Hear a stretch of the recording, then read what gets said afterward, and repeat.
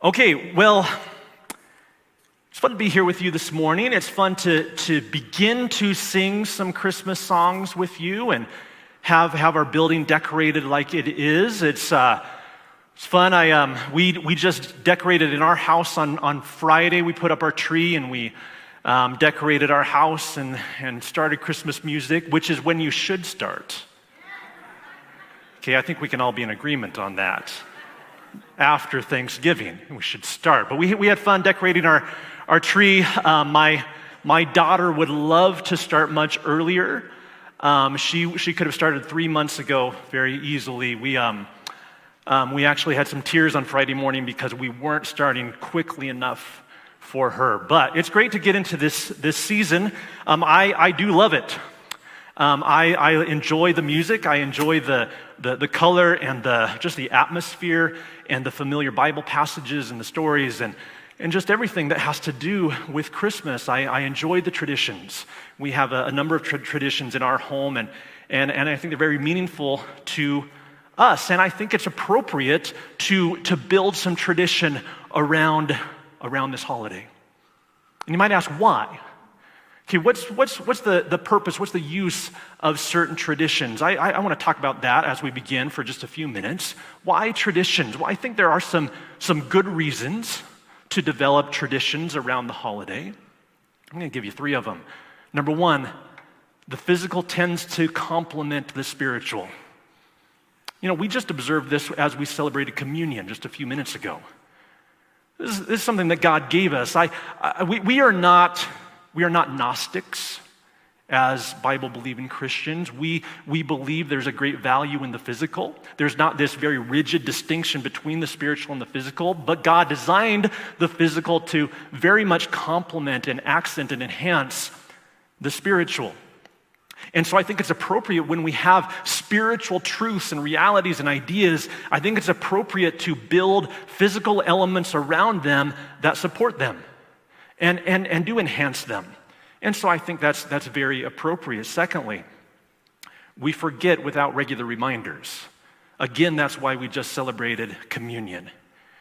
Our brains, our hearts, they leak. And we need patterns in our lives that help us to remember and to ground ourselves on those essential truths. And so we forget, and we need regular reminders.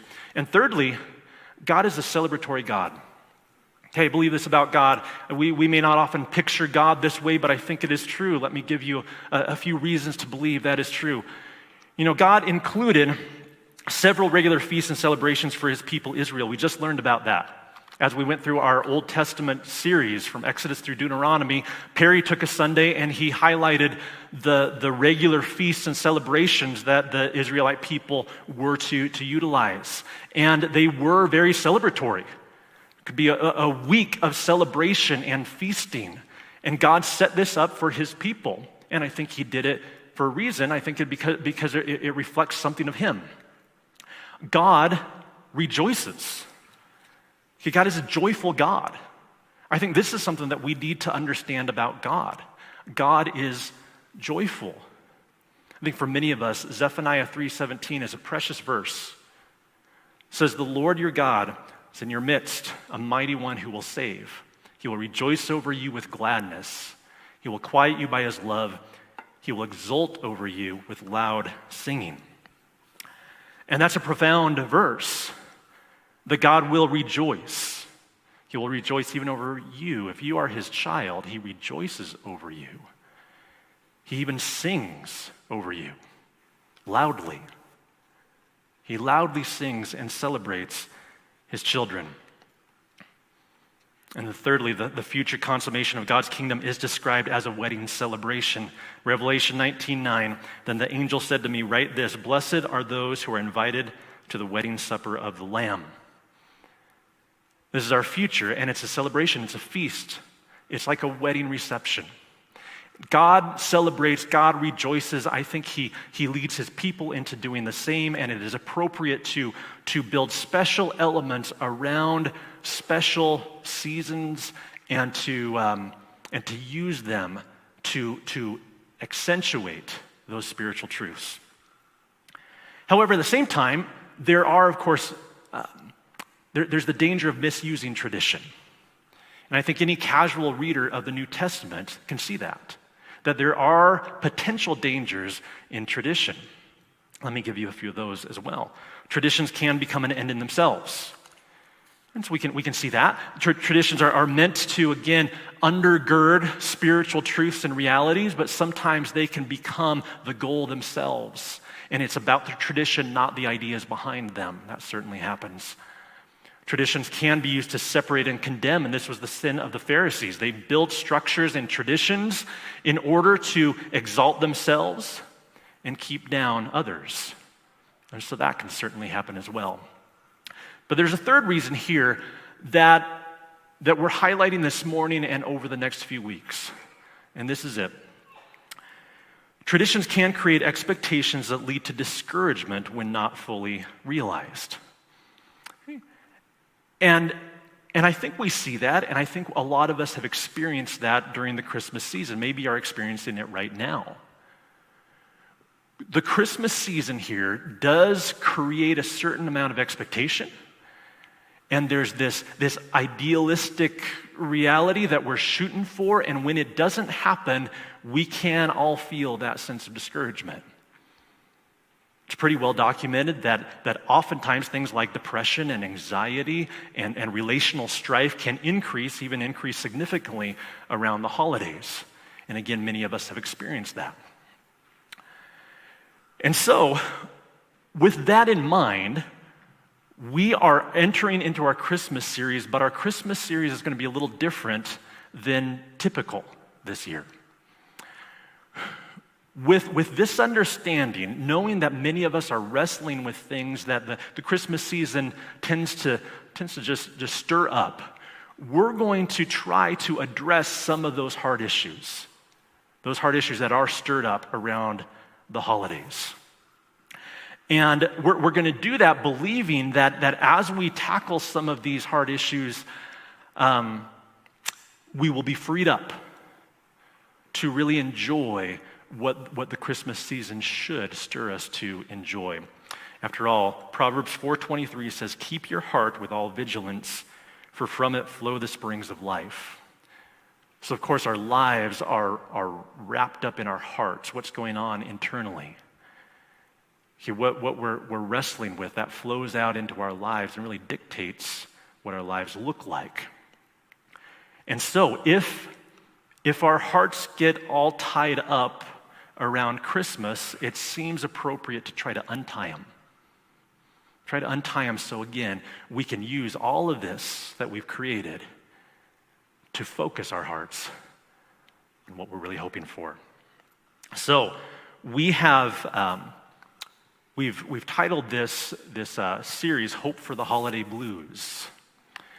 Okay, and we're going to cover a handful of topics such as these: depression and loneliness, materialism and gift pressure, strained relationships. Again, these things that may be very relevant to our lives right now. We're going to touch on each of these over the next few weeks. Now, I explain all that, and some of you can feel like, wait a second, I come here around Christmas for the music and to maybe see some cute kids and to hear fun stories about shepherds, and you're going to make me think about my emotions. I'm out. But I just want to encourage you to bring a faith here for these few weeks. I really believe that God can do a little bit of heart surgery over these few weeks and release us. Can release us to enjoy this holiday season. And that's really our goal, is joy. Even though we're talking about some pretty heavy subjects, our goal is joy. Is to experience the fullness of joy that Jesus brings us. So that's what we're going after these few weeks. This week, that we are going to tackle perhaps a particularly difficult topic. And we're gonna tackle the topic of loss. Okay, so loss. Now,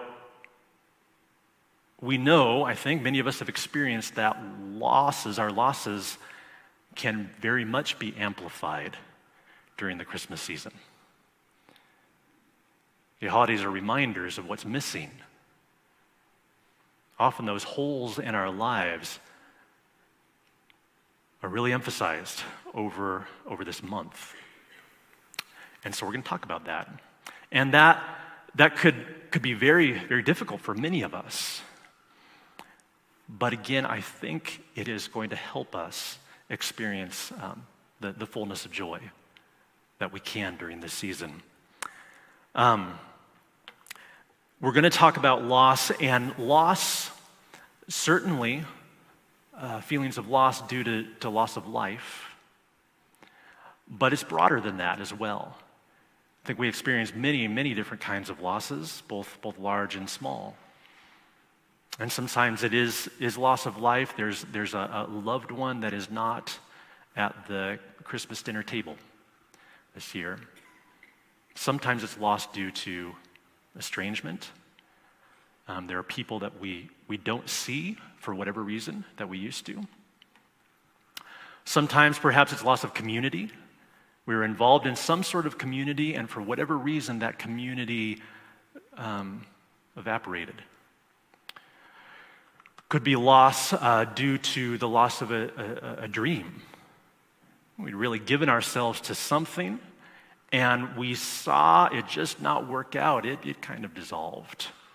Maybe it's loss due to some good or positive circumstances, just basically change. And what about the parent who watched a child grow up and leave the home? And of course, a very good thing, very natural thing, something to be celebrated, and yet there's a hole. There's some sense of loss there. We're going to talk about those things. And really what we're talking about this morning is lament. Okay, biblical lament. And lament is a surprisingly significant part of the Bible, I think, as we will see. But I'm hoping that this morning we can walk in a healthy biblical lament that will be helpful for all of us. And again, you may be thinking, I came for the shepherds. I don't want to have my sense of loss stirred up again. But again, I want to say that there is joy on the other side here. I really believe that there's this process. We experience loss, and we all experience it. Okay, there's no avoiding loss, whether large or small. But I believe that there's a process that we can go through with God that turns loss into joy. And that's what we're aiming for. Again, we're aiming for joy. We have a hope in joy this holiday season. And so that's our target. Joy is our target. I'd like to read Psalm 126. It says, "When the Lord restored the fortunes of Zion, we were like those who dream. Then our mouth was filled with laughter and our tongue with shouts of joy. Then they said among the nations, the Lord has done great things for them. The Lord has done great things for us. We are glad. Restore our fortunes, O Lord, like streams in the Negeb. Those who sow in tears shall reap with shouts of joy. He who goes out weeping, bearing the seed for sowing, shall come home with shouts of joy, bringing his sheaves with him." And I think the psalmist is capturing something here. He's capturing God's ability to restore, to change things. Not always change circumstances, but definitely change hearts. And where we can sow in tears and return with shouts of joy. Again, that's our aim. To walk through a biblical lament that turns tears into joy. So that's what we're doing. Going from loss through biblical lament to joy. But the problem is we're pretty bad at this. Okay, I'm just going to say that most of us in this room are pretty bad at lamenting, at grieving losses well. I certainly am. Okay, I am sharing as somebody who is on a journey here, not as an expert right now. It's something that I feel like I need to walk through. We're typically pretty bad at this. I have a friend who is actually not bad at this. He's actually very good at this. This is a friend. He's a pastor in a different city, and he has always been known, I think, for connecting emotionally with others. And I was talking to him just last week on the phone, and he was sharing about some things in his life, and he's got a family member that's going through some pretty excruciating trials, and my friend was sharing about how he just has spent a lot of time on the phone with his brother just weeping with him. And again, that's something that my friend is known for, and my friend was telling me that there was another person in his church that came to him and said, "Hey, you know what? You're a lot like Sadness from Inside Out." And for most of us, that might be insulting, but my friend took it as a compliment because it's actually true. And my friend would describe how sadness and joy for him are often intermingled. He's a pretty joyful guy, but so often sadness is just a short step from joy. And that's how he experiences a lot of life. And I've wanted to learn from him, and I think I am. Historically, this would not be at all something that I would be good at.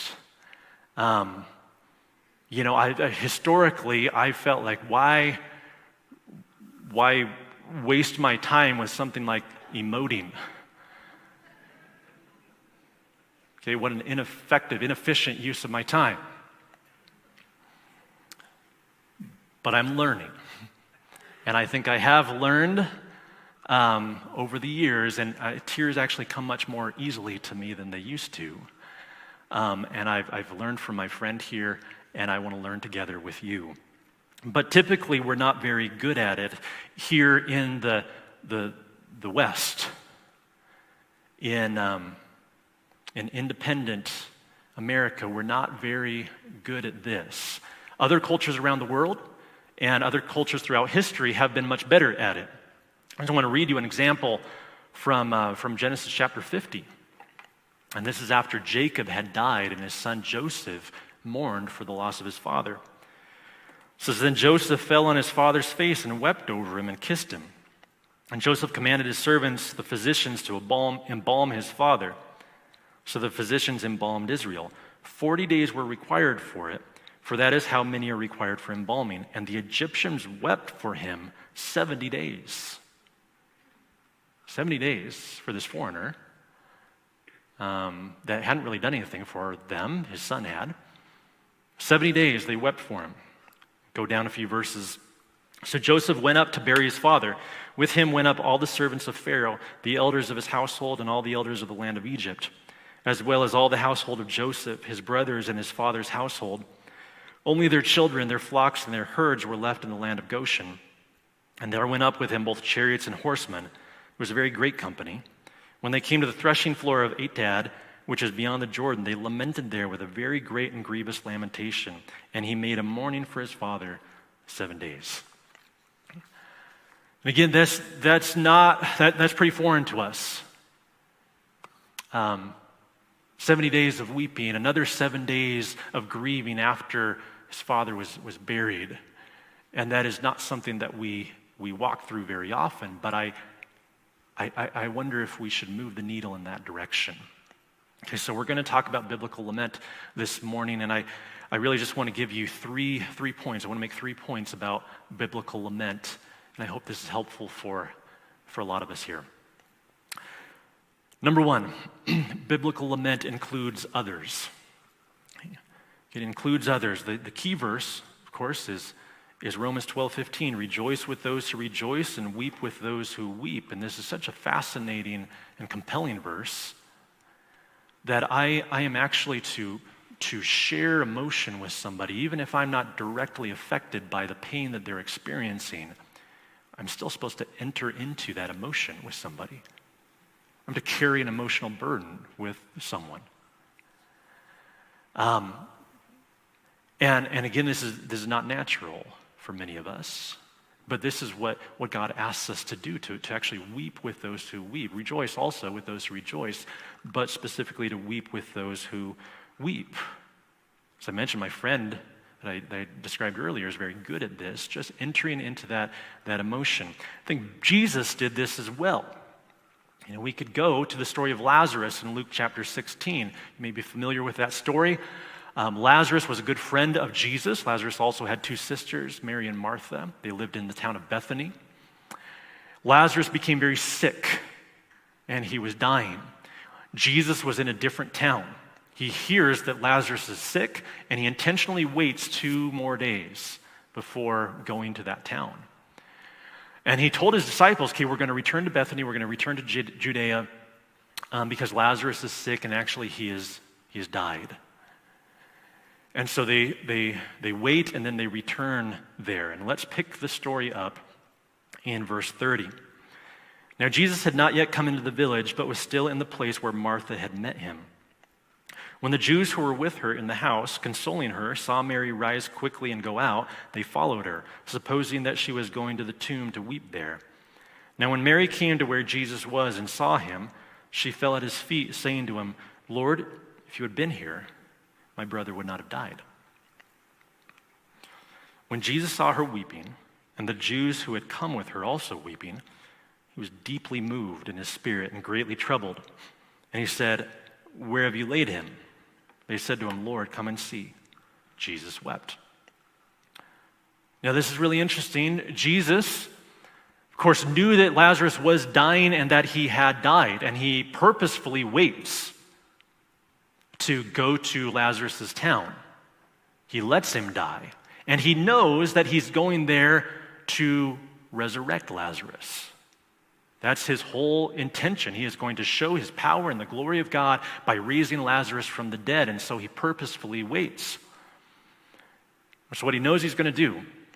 And it doesn't seem like he has a strong emotional reaction previously when Lazarus had already died. But when he comes to this place and he sees Mary, and he sees Martha, and he sees the others, and they are weeping, he does the same. It says he's deeply moved in spirit. And I think Jesus entered into that emotion. Again, he wasn't feeling it previously, but when he entered into that relationship and that connection with those other people, then he fully engaged there. And he was distressed and greatly troubled. And he wept because of this loss. And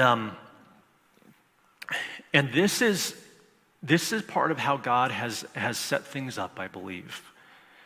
That we experience loss, and sometimes we don't even necessarily need or don't even have access to answers, but we do need relationship. And somehow we need to have this emotional burden shared with another person. And so, the question for you, I'm going to just ask you a bit of a practical question after each one of these points. And the question is, have you invited somebody else into sharing your loss with you? Okay, if you can consider whatever loss is in your mind right now, whether large or small, is it something that you've intentionally done where you've invited somebody to share that loss? Invited them to weep with you? And conversely, are you available to weep with somebody, and are you able to? Are you able to join with them in that emotion? I think for many of us, this can be very, very difficult to either enter into that moment with another or to invite somebody into it for ourselves. I said earlier that I'm growing in the ability to mourn and lament and feel these things after loss and to properly grieve with God these losses. And so often I think I can get into the mode of trying to take care of whatever is happening and pick up pieces and not really invite somebody to simply grieve, not to acknowledge that loss myself. I have not, many of you have experienced very significant losses to people that are very close to you. I have not experienced yet the loss of an immediate family member. Both of my parents are still alive. Both of Christy's parents are still alive. Somebody in my immediate family has not yet passed. But I have had close friends pass away, and close friends that are around my age. Even the last few years, I've had two that have unexpectedly passed, and I think in those situations, it is very easy to be a pastor and to think of what needs to be done in this situation. Okay, what details need to be taken care of? What people need to be helped? It's very easy to do that. And I imagine for many of you, maybe you're the one in your family that picks up the pieces. You're the one that takes care of things. Maybe you're the responsible one. And it's easy for you to go into that kind of mode as well. But I just want to ask, have you invited somebody else into sharing your loss with you? Have you actually expressed that to somebody? And have you related to one another over that loss? Okay, the second point about biblical lament. Biblical lament involves raw honesty expressed directly to God. Okay? Raw honesty expressed directly to God. As I said earlier, lament is a surprisingly significant part of the Bible. Okay, we see examples of lament throughout the Bible. There's an entire book called Lamentations, where Jeremiah is lamenting the destruction of Jerusalem, the loss of a dream, the loss of a vision, the loss of life. And he laments that in Lamentations. And you should read that. I think it's helpful to walk through that lamentation with him. But of course, many of the Psalms are lamentations. Many of them are. And God gave us this huge book in the middle of the Bible, 150 chapters. And they're prayers and they're songs, they're laments. And they express things to God. And I will be honest, as a young Christian, I didn't really like the Psalms that much. Okay? I know that's offensive to many of you. But I didn't really like them that much because they weren't clean. They weren't linear. They weren't even right a lot of the time. Like there was not a lot of doctrinal coherence to many of those Psalms. So they didn't really resonate with me. Over time, though, I think I have grown to appreciate the Psalms. And so often what happens is you go through something hard, and then you read a psalm, and it expresses exactly what's going on inside of you somehow. And it just puts into words what you're feeling, and you pray to God along with the psalmist in the same way. And it just resonates there. And after experiencing that multiple times, I've grown to appreciate the Psalms more and more and come to dearly love them. God gave us these Psalms as a template, example prayers for us to use when we're hurting. And I want to read one for you right now. You can actually turn to it with me. I want to read Psalm 88. It's on page 494 in your house Bible. I'm just going to read the whole thing.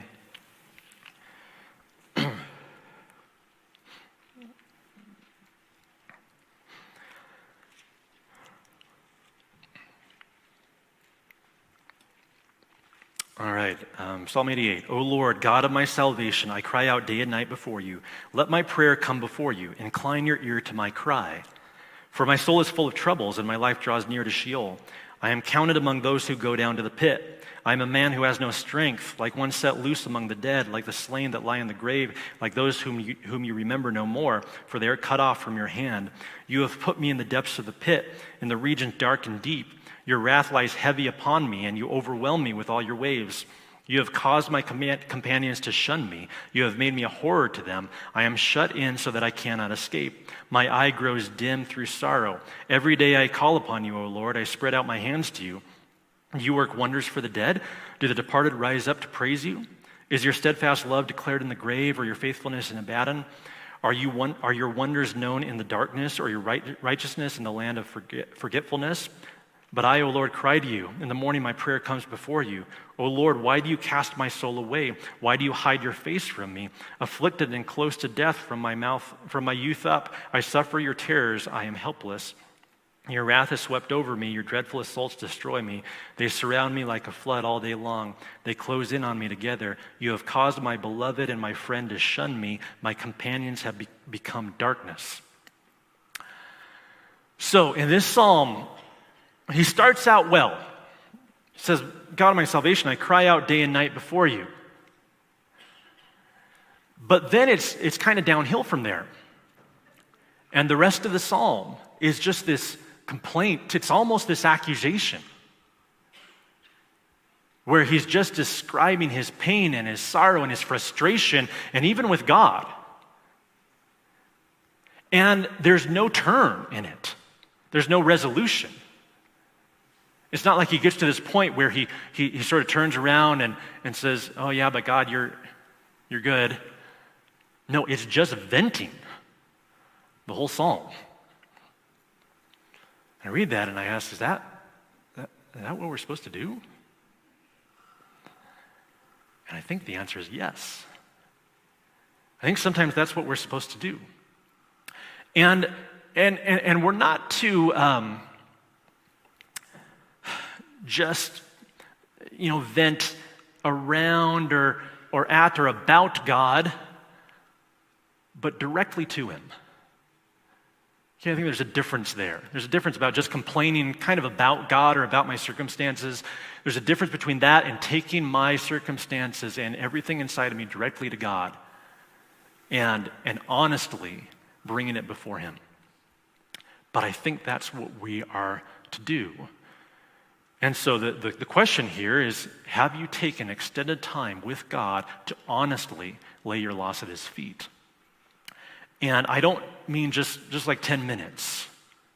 I mean hours or days where you come before God and you cry out to him and you lay everything before him and you vent and you are completely raw. He knows it already and he can take it. And I think there should be times like this in our lives. We experience injustice, we experience loss, and I think there's a time to honestly bring this before God and just lay it all out before him.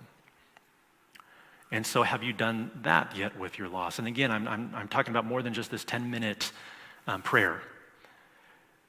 But sometimes I think we need to get into the pattern of taking extended time with God, prioritizing our time and our money, renting an Airbnb for a night and just being alone with God and just bringing everything before him and processing things with him for time, maybe for a long time. So that's the question, have you done that?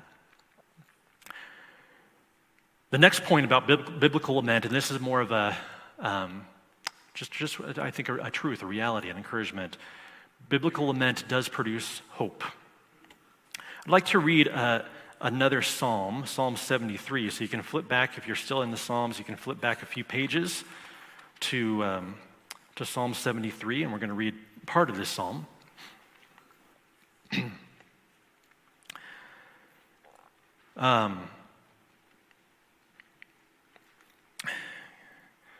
Okay, so we're going to start in verse 1. Truly God is good to Israel, to those who are pure in heart. But as for me, my feet had almost stumbled. My steps had nearly slipped, for I was envious of the arrogant when I saw the prosperity of the wicked. For they have no pangs until death. Their bodies are fat and sleek. They are not in trouble as others are. They are not stricken like the rest of mankind. And he goes on like this. This is unfair. The wicked people are winning. And they seem like they're just getting good and they don't have troubles, and he describes that. But skip down to verse 16. But when I thought how to understand this, it seemed to me a wearisome task. Until I went into the sanctuary of God, then I discerned their end. And then skip down a little further. Nevertheless, there's verse 23. Nevertheless, I am continually with you. You hold my right hand. You guide me with your counsel, and afterward you will receive me to glory. Whom have I in heaven but you? And there is nothing on earth that I desire besides you. My flesh and my heart may fail, but God is the strength of my heart and my portion forever. For behold, those who are far from you shall perish. You put an end to everyone who is unfaithful to you. But for me, it is good to be near God. I have made the Lord God my refuge, that I may tell of all your works. And so this is a psalm where he again is venting, but I think there is a moment where God does turn his perspective. He turns it around some, where he brings him into a greater understanding. He is upset because of what he sees as injustice, that these bad people are getting good, but then God gives him a fuller perspective. He lets him see, I think, eternity. And he produces hope in that. Okay, and so often we are looking at the very temporary, and we're frustrated with it, and then we enter into God's sanctuary, like the psalmist did. And God works in us, and he produces some understanding in us where we see our circumstances as temporary, and we're refocused on eternity. 2 Corinthians 4 says, so we do not lose heart. Though our outer self is wasting away, our inner self is being renewed day by day. For this light momentary affliction is preparing for us an eternal weight of glory beyond all comparison, as we look not to the things that are seen, but to the things that are unseen. For the things that are seen are transient, but the things that are unseen are eternal. And again, God is able to do this when we enter into his presence, when we draw near to him. He lifts our eyes, he gives us a fuller perspective. I think this happened with Job. Job didn't even get answers. God didn't explain things to him. He didn't explain his loss. But he did have an experience with God. And that experience with God changed him, changed his perspective. The loss was still significant, but he could see God's justice. He could see the fullness of what God was doing, even though he didn't have specific answers. I want to share a quote from C.S. Lewis here. This is on C.S. Lewis is talking about nostalgia. Nostalgia, of course, is very related to loss, as nostalgia is a longing for something that has been experienced in the past. This is what C.S. Lewis says. It says, the books or the music in which we thought the beauty was located will betray us if we trust to them. It was not in them, it only came through them, and what came through them was longing. These things, the beauty, the memory of our own past, are good images of what we really desire, but if they are mistaken for the thing itself, they turn into dumb idols, breaking the hearts of their worshipers. For they are not the thing itself, they are only the scent of a flower we have not found, the echo of a tune we have not heard, news from a country we have never visited.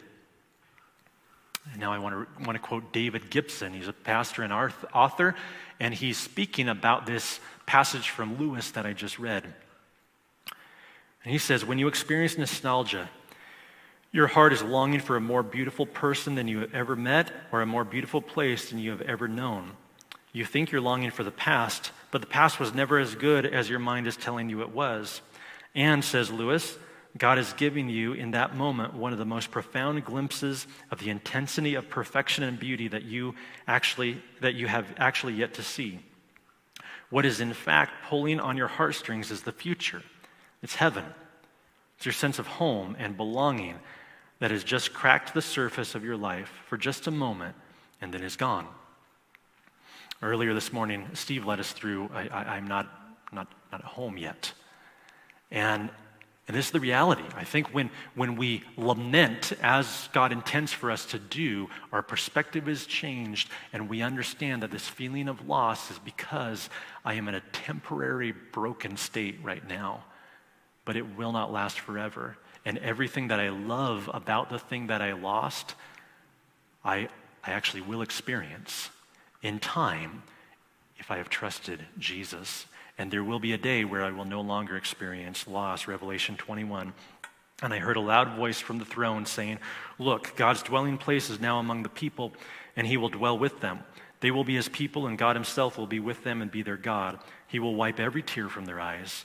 There will be no more death, or mourning, or crying, or pain, for the old order of things has passed away." And that is future. That is the absolute future that we can be confident in if we have come to trust in Jesus. We will no longer experience loss, and God can change our sense of loss into an expectation on the future. So the question now is, have you trusted God with your eternity? And this, of course, is a question that we want to consistently ask, and we want to ask it throughout the Christmas season. Have you trusted God for that day when there will no longer be any loss? Because this really is the message of the Christmas season. Let's read a familiar passage that we often read around Christmas. It's in Isaiah 53. There's a prophecy about the coming Messiah, the coming Christ, written 700 years before Jesus came. It says, "Surely he has borne our griefs and carried our sorrows, yet we esteemed him stricken, smitten by God and afflicted. But he was pierced for our transgressions, he was crushed for our iniquities. Upon him was the chastisement that brought us peace, and with his wounds we are healed. All we like sheep have gone astray. We have turned every one to his own way, and the Lord has laid on him the iniquity of us all." Jesus came to actually carry our sorrows.